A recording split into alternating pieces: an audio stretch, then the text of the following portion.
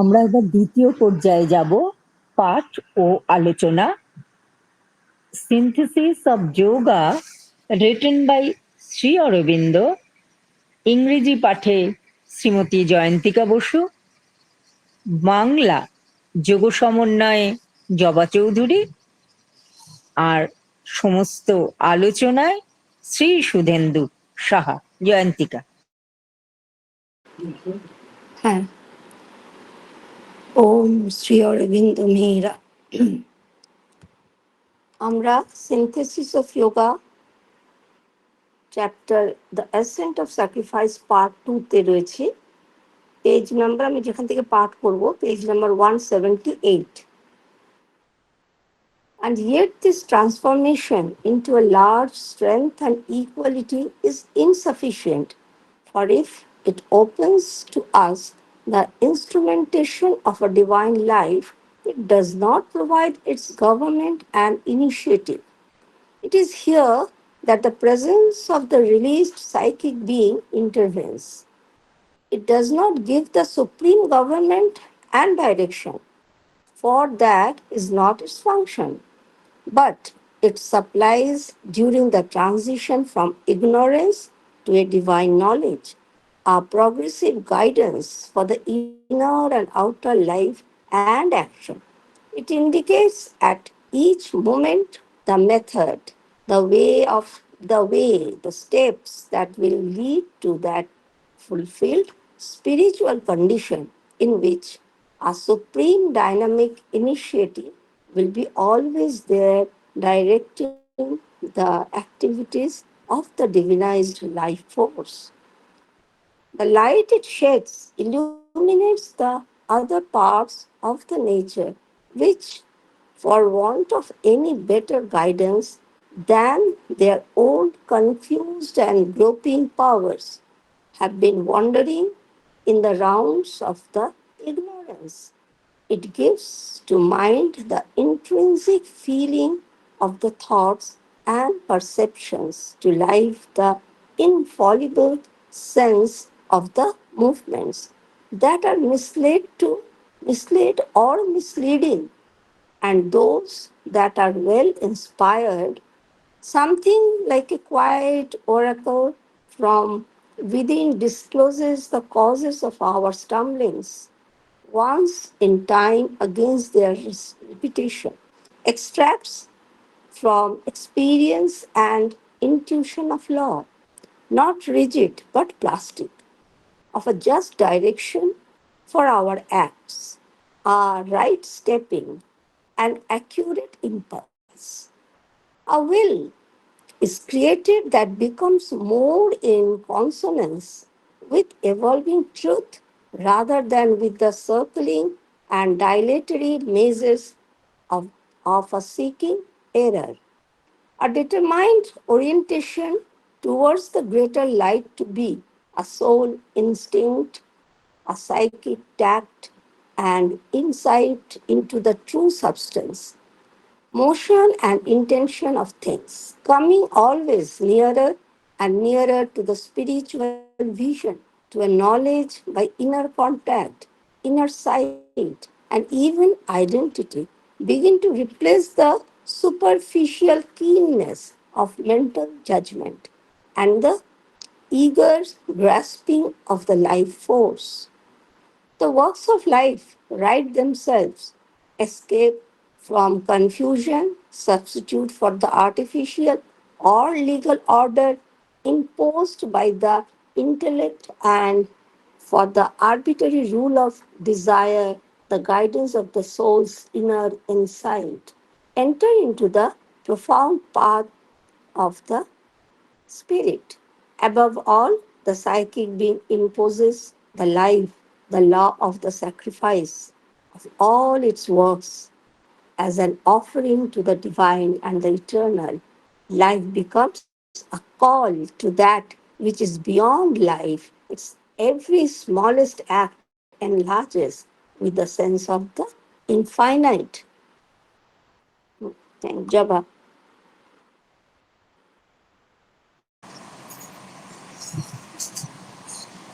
ওম ওম শ্রী অরবিন্দ মীরা। ইংরেজি প্যারাগ্রাফটির বাংলা অনুচ্ছেদটি পড়ছি।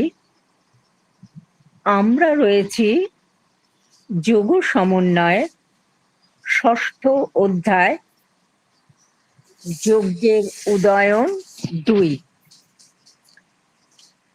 পৃষ্ঠা 147, 148।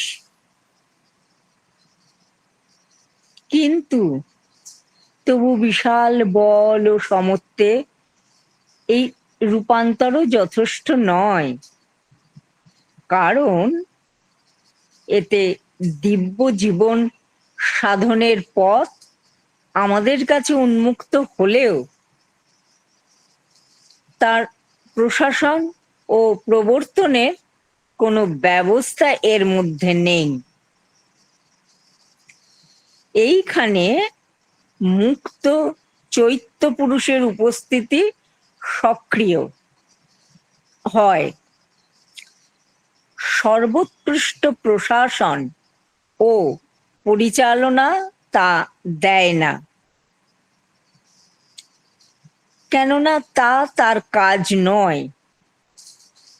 কিন্তু অবিদ্যা থেকে দিব্য বিদ্যার যাত্রাপথে আন্তর ও বাহ্য জীবন ও ক্রিয়ার জন্য ক্রমশ বেশি করে নির্দেশ দেয়, তা প্রতি মুহূর্তে তা দেখিয়ে দেয় কি পদ্ধতিতে, কি পথে, কোন কোন ধাপ বেয়ে এমন সার্থক অধ্যাত্ম অবস্থায় পৌঁছানো সম্ভব, যেখানে সর্বদা এক স্ফুরন্ত প্রেরণা উপস্থিত থেকে দিব্য ভাবাপন্ন প্রাণশক্তির সর্বকর্ম চালনা করতে থাকবে। এটি যে আলো বিকিরণ করে, তাতে প্রকৃতির অন্যান্য সেই সব অংশও আলোকিত হয়, যেগুলি নিজেদের বিশৃঙ্খল ও হাতড়ে বেড়ানো সব শক্তি ছাড়া আর কোনো আরো উৎকৃষ্ট দেশনার অভাবে অবিদ্যার আবর্তে ঘুরে বেড়ায়। এ মনে আনে ভাবনা ও বোধ সম্বন্ধে এক অনুভূতি প্রাণে প্রাণে জাগায়, এমন এক বোধ যাতে অভ্রান্তভাবে জানা যায় কোন গতিবৃত্তিগুলি বিপথগামী বা বিপথে নিতে প্রবণ, আর কোনগুলির উৎপত্তি শুভ প্রেরণা থেকে। শান্ত দৈববাণীর মতে কিছু এক ভিতর থেকে দেখিয়ে দেয় আমাদের পদস্খলনের কারণ কি কি। সে সবের আর পুনরাবৃত্তি না হয়, তার জন্য সময় মতো সতর্ক করে, আর অভিজ্ঞতা ও বোধি থেকে বার করে আনে আমাদের কর্মের সঠিক চালনা। যথাযথ প্রণালী ও নির্ভুল সংবেগের এমন এক বিধান, যা কঠোর নয় বরং নমনীয়। এমন এক সংকল্পের সৃষ্টি হয়, যা জিজ্ঞাসু প্রমাদের ঘূর্ণীয়মান ও বিলম্বিত গোলকধাঁধা অপেক্ষা বরং বিকাশমান সত্যের সঙ্গে বেশি সুসঙ্গত। মানুষ বিচারের বাহ্য প্রখরতা ও প্রাণশক্তির সাগ্রহ ধারণের স্থলে আসতে শুরু করে, ভবিষ্য মহত্তর আলোকের দিকে এক দৃঢ় উন্মুখতা, বিষয়সমূহের যথার্থ উপাদান, গতি ও তাৎপর্য সম্বন্ধে অন্তঃপুরুষের সহজ সংস্কার, সূক্ষ্ম নিপুণতা ও অন্তর্দৃষ্টি, যা সর্বদা অধ্যাত্মদৃষ্টি এবং আন্তঃসংযোগ, আন্তর্দৃষ্টি, এমনকি তাদাত্ম্যবোধ দ্বারা উৎপন্ন জ্ঞানের ক্রমশ বেশি নিকটবর্তী হয়। প্রাণের কর্মগুলি নিজেদের সংশোধন করে নেয়, বিশৃঙ্খলা থেকে মুক্তি পায় এবং বুদ্ধির দ্বারা আরোপিত কৃত্রিম ও আইনসম্মত শৃঙ্খলা ও কামনার স্বেচ্ছাচারী শাসনের স্থলে আনে। অন্তঃপুরুষের আন্তর্তীক্ষ্ণ দৃষ্টি এবং প্রবেশ করে পরম চিৎপুরুষের গভীর পথে। সর্বোপরি চৈত্যপুরুষ জীবনের উপর আরোপ করে ভগবান ও সনাতনের নিকট অর্ঘ্য হিসেবে তার সকল কর্মের যজ্ঞের বিধান। প্রাণ হয়ে ওঠে প্রাণের অতীত, যা তার দিকে আহ্বান। এর ক্ষুদ্রতম কাজও বৃহৎ হয়ে ওঠে অনন্তের বোধে। সুধেন্দু।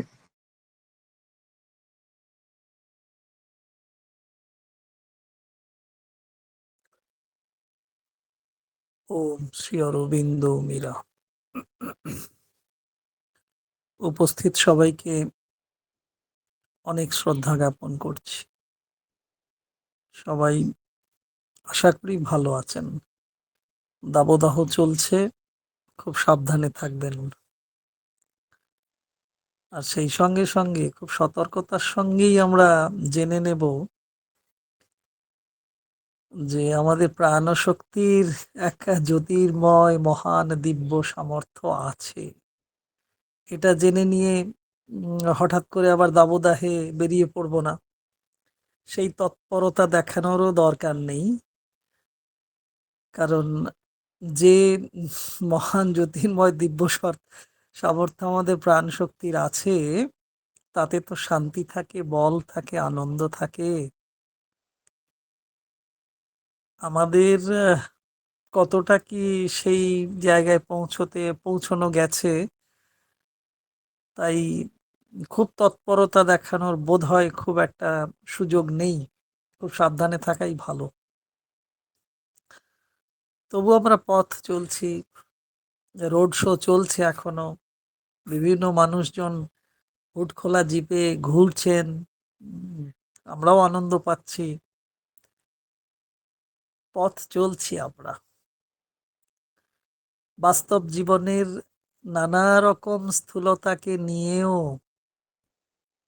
সূক্ষ্ম সাধন পথ ধরেও এগোতে সচেষ্ট আছি।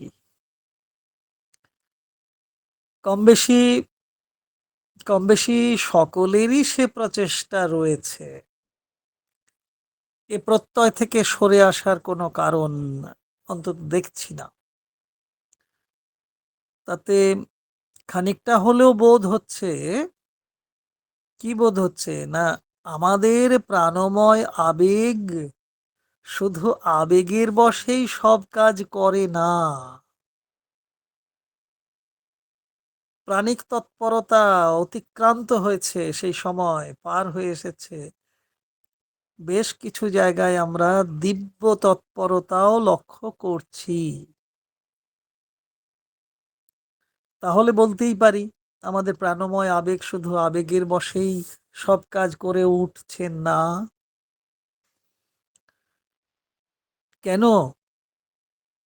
ধীরে ধীরে শ্রী অরবিন্দ ধরিয়ে দিচ্ছেন না যে তার মধ্যে চিৎশক্তির ঘনীভূত রূপও প্রকাশ পাচ্ছে।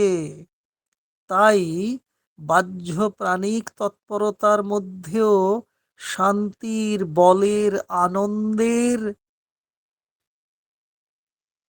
সত্তা, প্রাণময় আবেগকে ছাড়িয়ে যেতে চাইছে।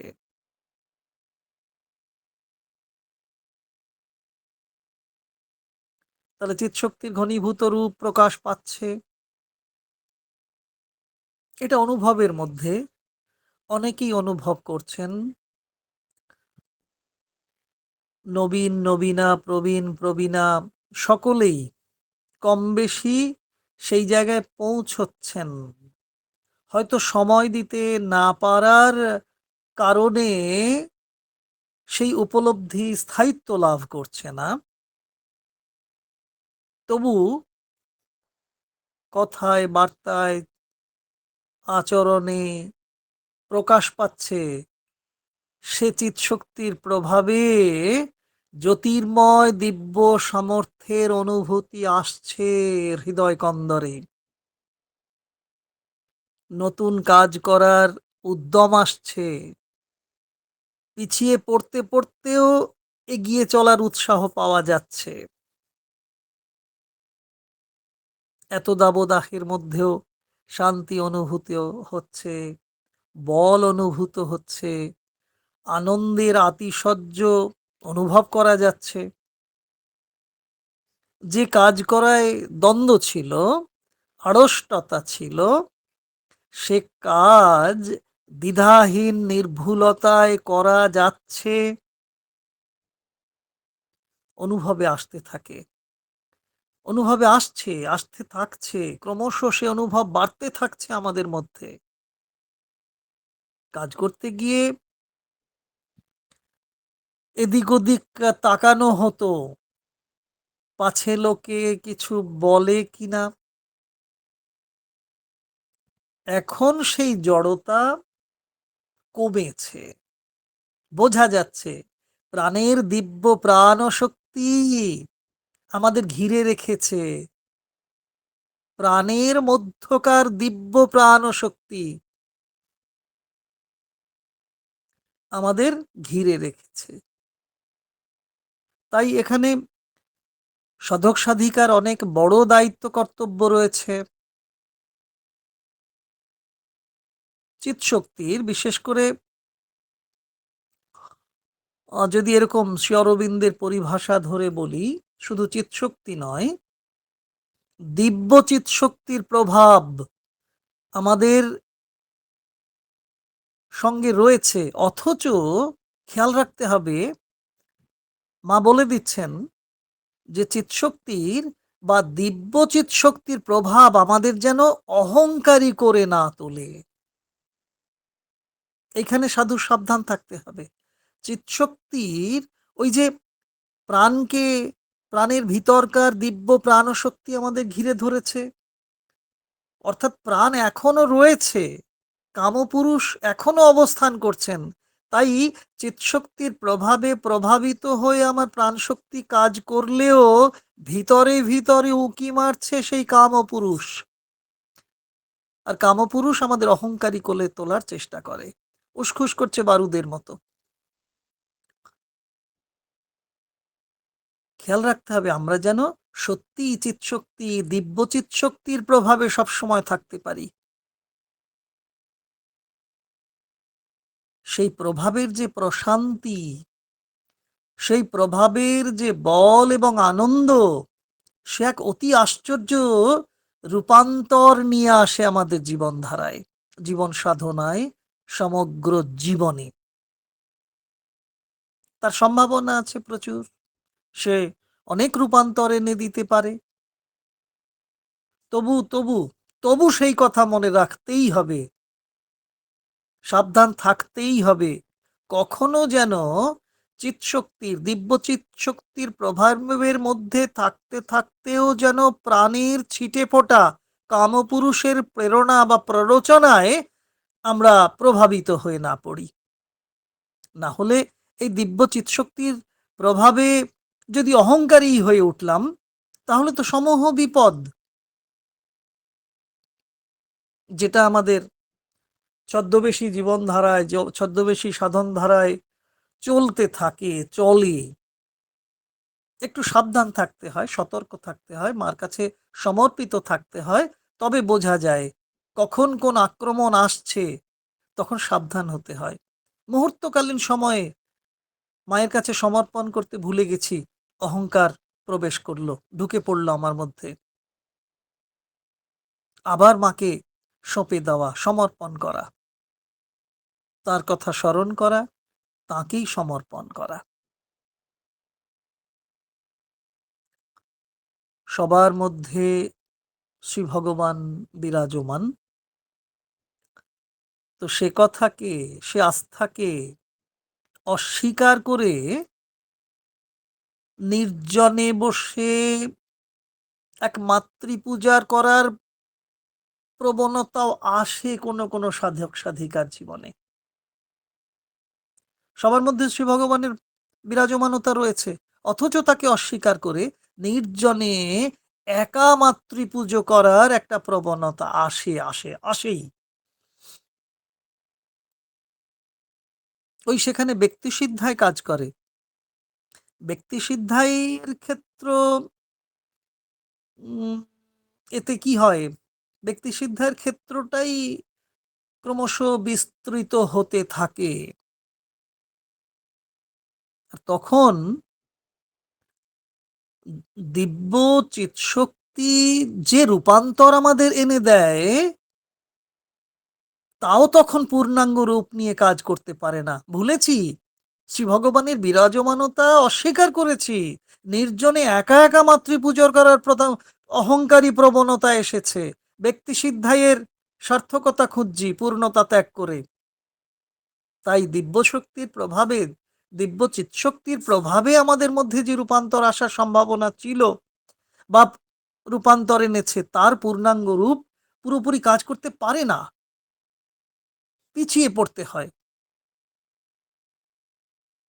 চিৎশক্তি আমাদের বল দেয়, বল দিয়েছে, সমতা দেয়, সমতা দিয়েছে, তবু আমরা পূর্ণ রূপ পেয়ে উঠি না। ওই যে শ্রী অরবিন্দ বলছেন সেই কথা, এই যে এই জায়গাটায় পড়লেন জয়ন্তিকাদি, এই জায়গাটা যে this transformation into a large strength and equality is insufficient.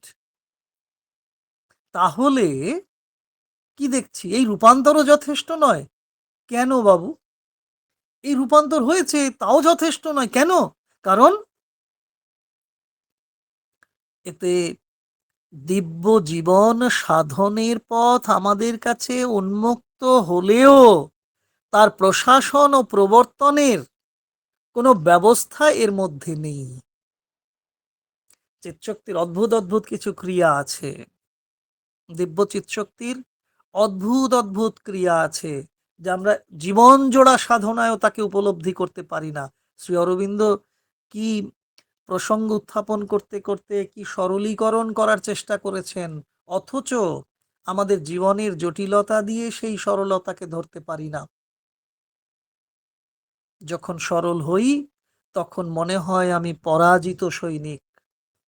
আমি সবকিছু বিসর্জন দিলে, সমর্পণ করলেই তখন মনে হয় যেন আমি পরাজিত। আসলে আসলে তখন যে জয় হয় শ্রী ভগবানের, আমরা যে শ্রী ভগবানের জয় মুখে বলি, কার্যত নয়।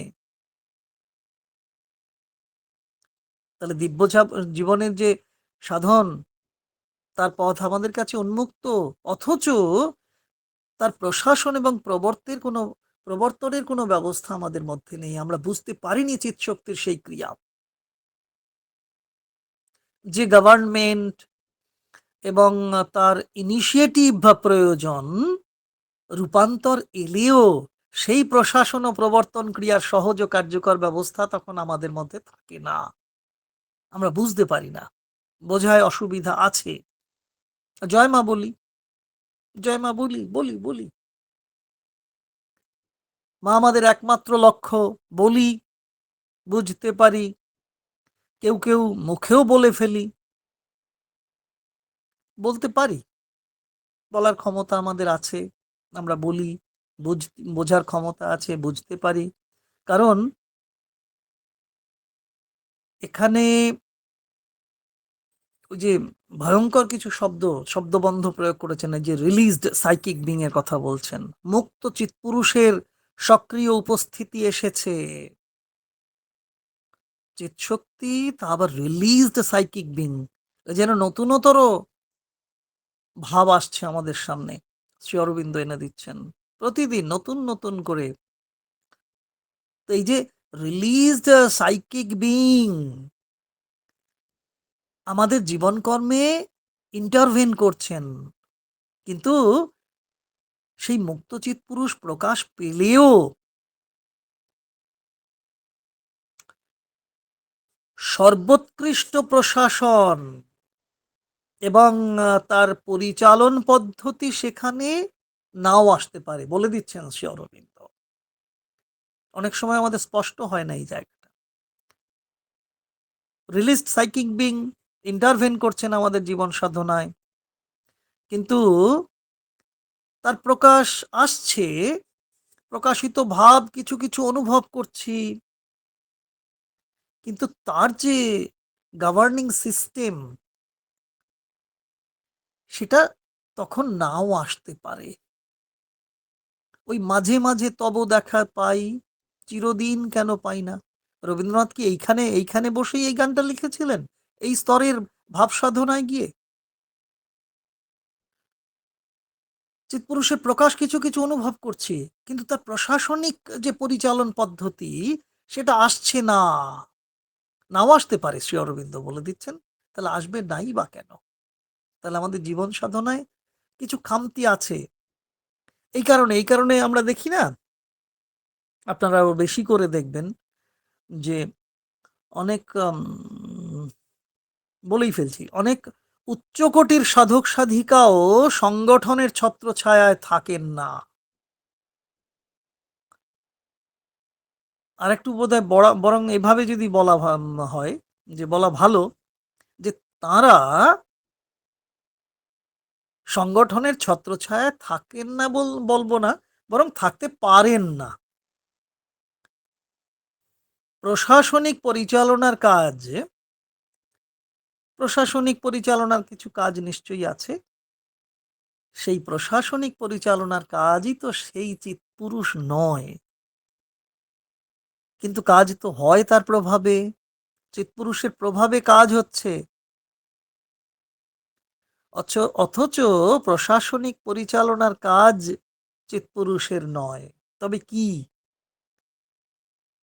না, দেখবো ছোট্ট করে একটা অনুভবের গল্প, ঠিক বলতে পারবো কিনা। বেনের মেয়ে উপন্যাস, সেখানে আমরা দেখেছি না, প্রশাসনিক পরিচালনার কাজ চিৎপুরুষের নয়, বুঝতে পারছি না চিৎপুরুষ কি করছেন, কিন্তু চিৎপুরুষ খানিকটা প্রকাশিত হয়েও বা অপ্রকাশ থেকেও আমাদের বুঝিয়ে দিচ্ছেন। ওই যে উপন্যাসে একটা কথা আছে না, যে এরকম, যে ঝড়ের প্রভাবে 7 দিনের পথ একদিনে চলা হয়ে গিয়েছিল। ঝড় এসেছে, বিপদ ডেকে এনেছে, অনেক আর্থিক ক্ষতি হয়েছে, কিন্তু 7 দিনের পথ একদিনে অতিক্রম করা গেছে। চিৎপুরুষ, চিৎপুরুষের প্রশাসনিক পরিচালনা আমরা বুঝতে পারি না, তার কাজ কতটা কি বুঝতে পারি না, তবু চিৎপুরুষের প্রভাবে আমাদের জীবনের কর্মধারা অনেক ত্বরান্বিত হয়, দ্রুতগতি সম্পন্ন হয়। এখানেও দেখব, একটু খেয়াল করলেই দেখা যাবে যে চিৎপুরুষ বা চৈত্যপুরুষ বা মুক্ত চিৎপুরুষ, এই যে রিলিজ সাইকিক বিং পড়লাম এখানে, যে নামেই বলি না কেন, হ্যাঁ প্রশ্ন উঠতেই পারে যে সাইকিক বিং আবার মুক্ত কেন, কি তার বিশিষ্টতা? প্রশ্ন ওঠে ওঠে আমাদের সকলেরই। একটু উল্টে পাল্টে দেখলেই শ্রী অরবিন্দের রচনা পড়তে গিয়ে এই প্রশ্নগুলো আসে। আসলে চৈত্যপুরুষ সকলের মধ্যেই রয়েছেন। একদম 6 বছর বা 6+ 6 বছর বয়স থেকে শুরু হয়ে চৈত্য সত্তার বিকশিত রূপ আমাদের মধ্যে আসে। চৈত্যপুরুষ সকলের মধ্যেই রয়েছে, বেশ কথা। তবে কি অবস্থায় আছে? বন্দী অবস্থায় আছে। দেহবোধ, প্রাণবোধ এবং মনোবোধের ত্রিমুখী ফলার আক্রমণে চৈত্যসত্তা লুকিয়ে থাকেন, নিজেকে প্রকাশ করতে পারেন না।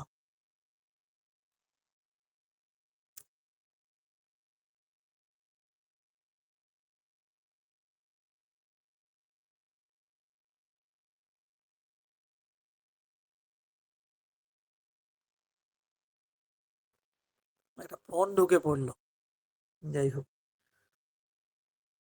কি বলছিলাম? রিলিজড সাইকিক বিং, তার বিশিষ্টতা কি, বৈশিষ্ট্য কি, তাই না? তো চৈত্যপুরুষ আমাদের মধ্যে রয়েছেন, তবে তিনি বন্দি অবস্থায় থাকেন বেশিরভাগ সময়।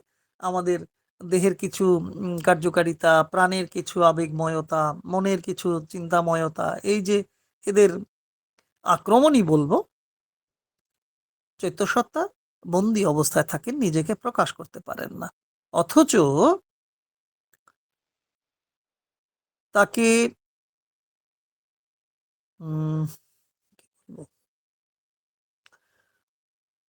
তাকে গুহাহিত বন্দি দশা থেকে উদ্ধার করতে হয়। শ্রী অরবিন্দ নামের এই যে পুরোহিত আমাদের সামনে মাকে এনে দিয়েছেন, তিনি কেমন কেমন করে তাকে উদ্ধার করে আনতে হয়? চৈত্যসত্তা কি আমরা কি করে উদ্ধার করব? মাকে উপস্থিত করেছেন আমাদের সামনে, মাকেই বা আমরা কিভাবে উদ্ধার করব? মানে আমরা তাকে পাবো কি করে? মা বলে ডাকলেই হয়? সবাই কি মা বলে তাকে মানতে পারি? এমন আছেন বহু মানুষ, পন্ডিচেরিতেও বসবাস করেন, তারা শ্রী অরবিন্দকে গুরুত্ব দেন, মাকে তেমন করে মর্যাদা দিতে পারেন না। তো তাই যদি হয়, অনেক মানুষ আসেন আমাদের এখানে, বলেন আপনারা বড় মা মা করেন কেন গো বাবু, শ্রী অরবিন্দকে পুজো করুন তাহলেই হবে। এরকম ভাবনাগত বৈপরীত্য রয়েছে, সীমাবদ্ধতা রয়েছে। তাহলে মাকে এনে দিয়েছেন, আমরা মাকে কি উদ্ধার করতে পারি? মানে মাকে কি আমার জীবনের পরম ধন বলে খুঁজে পেতে পেরেছি?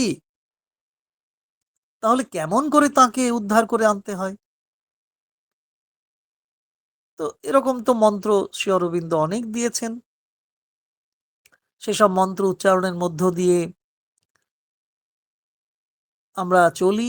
তবে ওই মাতৃনাম জপ করেও তো চৈত্য সত্তাকে উদ্ধার করা যায়, চৈত্য সত্তারূপী মাকে উদ্ধার করা যায়। আরো অনেক মন্ত্র আছে।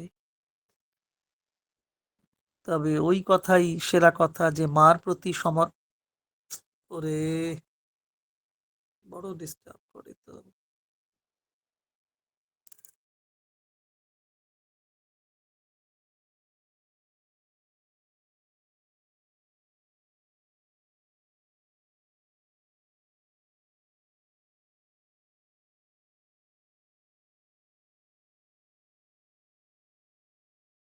শোনা যাচ্ছে তো? হ্যাঁ, এবার আবার একটা ফোন এসে গেছে। ও ছেলেটি মাইথন থেকে ফোন করে, জানে না তো সময়টা।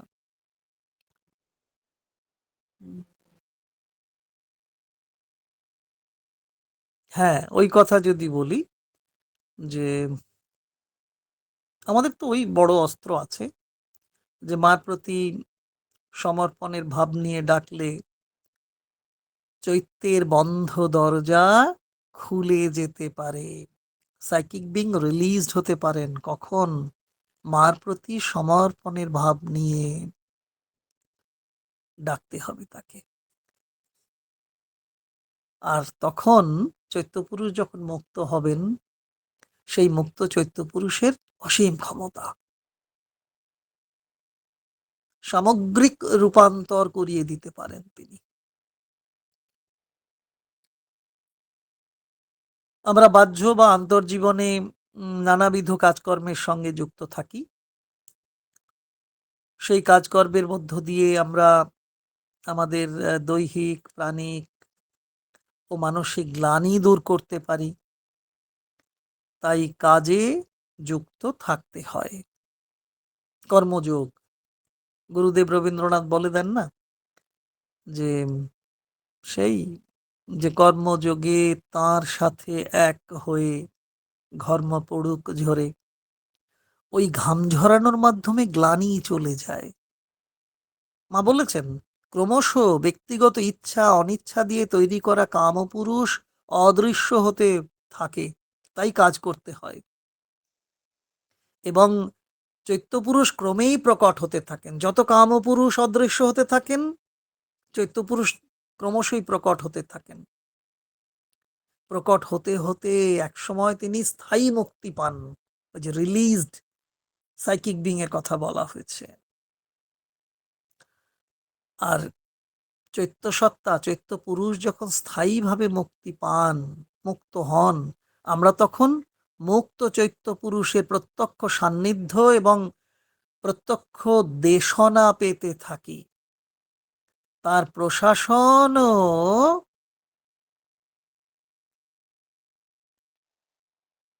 আমরা বুঝতে পারি, যদিও তার প্রশাসন পরিচালনাই মূল কাজ নয়, তবে তার ওই যে দেশনা গাইডেন্স আমাদের অবিদ্যাগ্রস্ত জীবন কে কি করে, জীবনকে বিদ্যাময় জীবনে উত্তীর্ণ করে।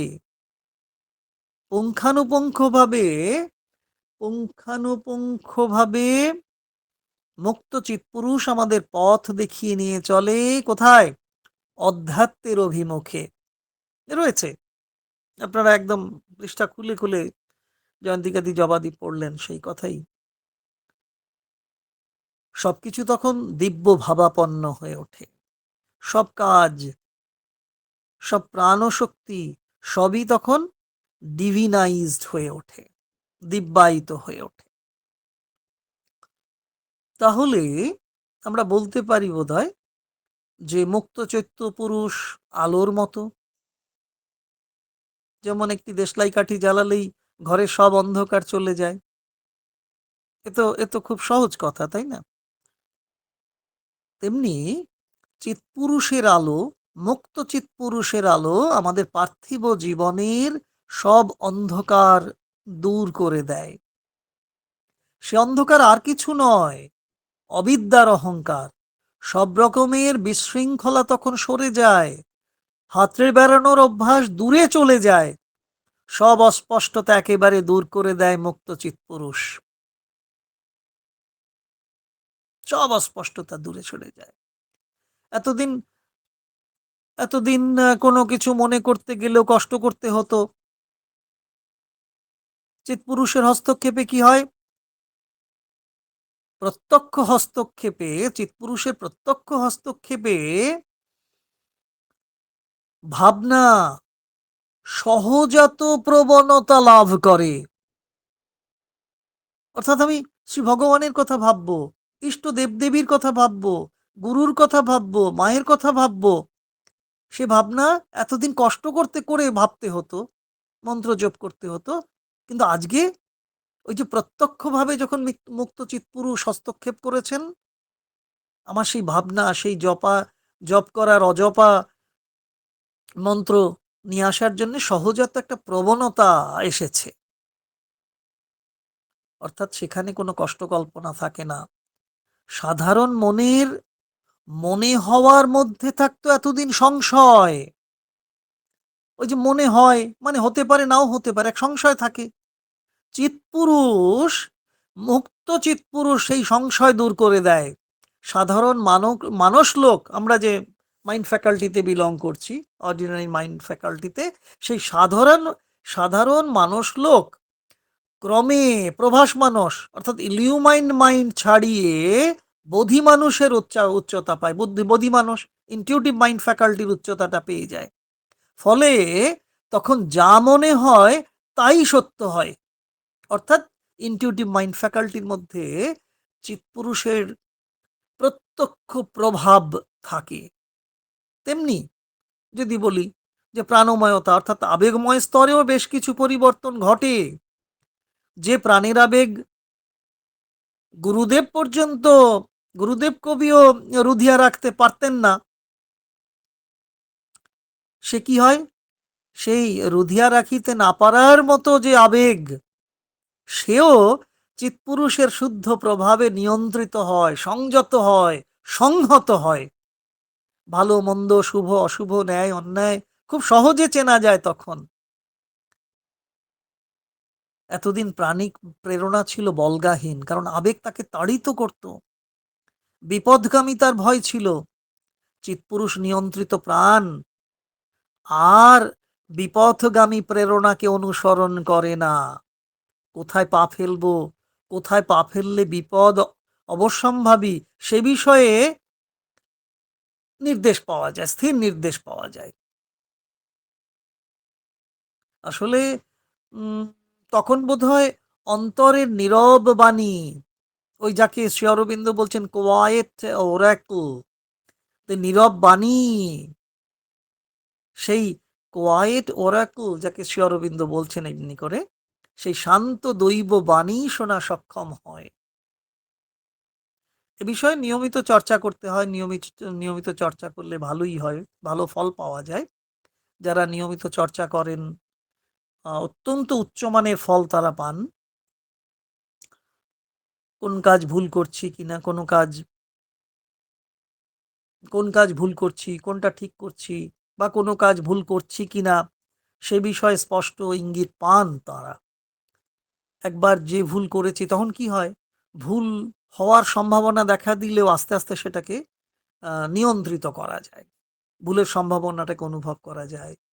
কথা বলতে বলতে মিথ্যা যদি এসে পড়ে, তখন অনুভব করা হয় যে মিথ্যায় আক্রান্ত হচ্ছি আমি, কথা থামিয়ে দিয়ে তখন পট পরিবর্তন করতে হয়, তখন মায়ের নাম স্মরণ করতে হয়। এই জায়গাগুলো মুক্ত চিৎপুরুষ আমাদের মনে করিয়ে দেন, মনের মধ্যে ঢুকে সাড়া দেন। একবার যে ভুল করে ফেলেছি তার পুনরাবৃত্তি তখন হয় না, অর্থাৎ সতর্কতা আসে। মুক্ত চিৎপুরুষ আমাদের প্রবল সতর্কতা এনে দেন। আসলে আমাদের মুক্ত চিৎপুরুষ সদা সতর্ক, এক পাহারাদারের মতন, সবকিছু তার নজরে থাকে। তখন কাজগুলো ঠিক হয় তার প্রভাবে থাকলে, পদক্ষেপে কোনো ভ্রান্তি থাকে না, প্রতিটি চলায় বলায় আনন্দ পাওয়া যায়। জোর করে বা বাধ্য হয়ে নিজের অসুস্থতার কথা বলতে হয় না, ভালো লাগাই তো থাকে বেশি তখন। মা এ বিষয়ে অনেক কথা বলেছেন। কোনো ভুল একবার শুধরে গেলে তার যেন আর পুনরাবৃত্তি, মানে ভুল একবার শুধরে গেছে, আবার যেন ভুলের পুনরাবৃত্তি না হয়। কারণ ভুলকে তো শোধন হয়েছে, নির্ভুল হয়েছি, তাহলে আবার যেন ভুল না করে ফেলি। এক্ষেত্রে মুক্ত চিৎপুরুষের প্রত্যক্ষ হস্তক্ষেপ কাজ করতে থাকে। তবে সেখানে শাসনের কঠোরতা থাকে না। এইখানে মুক্ত চিৎপুরুষের সবচেয়ে বড় বিশিষ্টতা। তিনি আমাদের শব্দে দেন, সব রকমের গাইড করেন, সতর্কতা দেন, অথচ সেখানে শাসনের কঠোরতা থাকে না, তার থাকে নমনীয়তা। এই যে মাতৃরূপের নমনীয়তা, তীব্র কঠোর রূঢ়তা চিৎপুরুষের ধর্ম নয়। শুধু যে তিনি নির্দেশ দেবেন তাও নয়, চিৎপুরুষ আমাদের ভিতর সত্তার শুদ্ধতাকে আরো পরিণত ভাব এবং বোধি চেতনাকে প্রকট করে তোলেন, যার ফলে নিজে থেকেই সহজাত ভাব নিয়েই সব কাজ নির্ভুলভাবে করা হয়। ওরে বাবা, ৯টা বেজে গেছে, আর একটু কথা বলার ছিল, পরের দিন হবে। ৯টা বেজে গেছে। সবাই ভালো থাকুন, আনন্দে থাকুন। জয় মা, জয় শ্রী অরবিন্দ। খুব ভালো লাগলো সুজয়বাবু, আজকের কথাগুলো খুব সুন্দর লাগলো, প্রাঞ্জল। অনেক ধন্যবাদ ভালো স্যার।